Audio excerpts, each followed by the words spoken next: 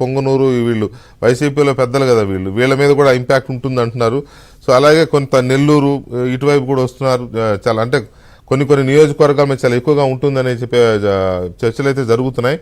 So ఎంతవరకు అన్నరాజ్యంలో చెల్లెళ్ళు సృష్టిస్తున్న ప్రళయ ప్రభావం ఎంత ఉంటుందనేది మనం చర్చించబోతున్నాం. చర్చలో మనతో తెలుగుదేశం పార్టీ అధికార ప్రతినిధి విద్యాసాగర్ గారు ఉన్నారు. అలాగే కాంగ్రెస్ పార్టీ సీనియర్ నాయకులు వింతా సంజీవ్ రెడ్డి గారు ఉన్నారు. అలాగే ఉప్పాల లక్ష్మణ్ గారు సీనియర్ జర్నలిస్ట్ ఉప్పాల లక్ష్మణ్ గారు రాజకీయ విశ్లేషకులు వారు కూడా ఉన్నారు. ముందుగా లక్ష్మణ్ గారు నమస్కారం. నమస్తే, చెప్పండి.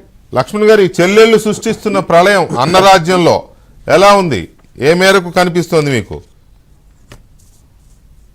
ఖచ్చితంగా ప్రభావం అయితే ఉంటుంది. ఎందుకంటే ఒకే కుటుంబానికి ఒకే రక్తానికి సంబంధించినటువంటి వాళ్ళు కాబట్టి అక్కడ జిల్లాలో, కడప జిల్లాలో ప్రత్యేకించి రాయలసీమ అన్ని జిల్లాల్లో కూడా కొంత ప్రభావం ఉంటుంది. ఇప్పుడు రాజశేఖర రెడ్డి గారిని ఇంకా ఒక టర్ము 2 టర్ములు పోతే గానీ జనం మర్చిపోయే పరిస్థితి అయితే ఉండదు.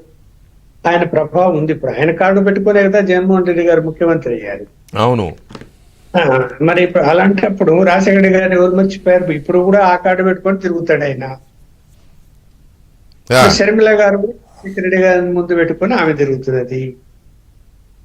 అన్నిటికీ మించి ఏంటంటే కుటుంబంలో ఎన్ని చెప్పినా కూడా వివేకానంద రెడ్డి హత్యతో కేవలం ఆ కుటుంబానికి సంబంధించిన వారికే సంబంధాలు ఉన్నాయి అన్నటువంటిది ఎవ్వరు కూడా జీర్ణించుకోలేని అంశం. అది కొన్ని అది లేదు, కాదు అనేది ఏమైనా నిరూపణ అయిందంటే కాలేదు. ఇప్పటికి కూడా అది ఆర్థిక కోణంలో కాదు, రాజకీయ కోణంలోనే జరిగింది అన్నది సిబిఐ చెప్పక్కనే చెప్తున్నది.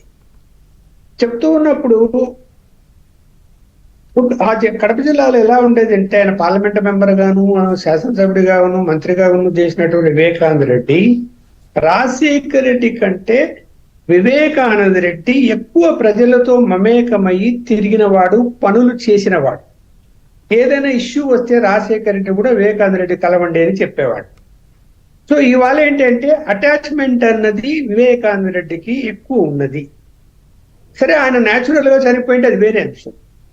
హత్య చేశారు, హత్య ఆ కుటుంబ సభ్యులకే సంబంధం ఉంది అనేది ఆరోపణ వస్తున్నప్పుడు ఆయనతో అనుబంధం ఉన్నటువంటి కార్యకర్తలు కానీ, ఓటర్స్ కానీ, సామాన్య ప్రజలు కానీ ఖచ్చితంగా ఇది ఘోరమైన అంశము అని భావిస్తారు. మరి ఆయన జగన్మోహన్ రెడ్డి గారు ఆయన మొండి వైఖరో ఏం వైఖరో ఎవరికి అర్థం కాదు. కానీ అవినాష్ రెడ్డికి టికెట్ ఎందుకు ఇచ్చి ఉండాలి? ఒక ఆరోపణ వచ్చింది, కేసులో ఉన్నాడు, వాళ్ళ తండ్రి గారి మీద తీవ్రమైన ఆరోపణ వచ్చినప్పుడు మరి ఇప్పుడు అవకాశం ఎవరిచ్చారో ఆయనకే ఆయన ఇచ్చాడు, టికెట్ ఇచ్చి.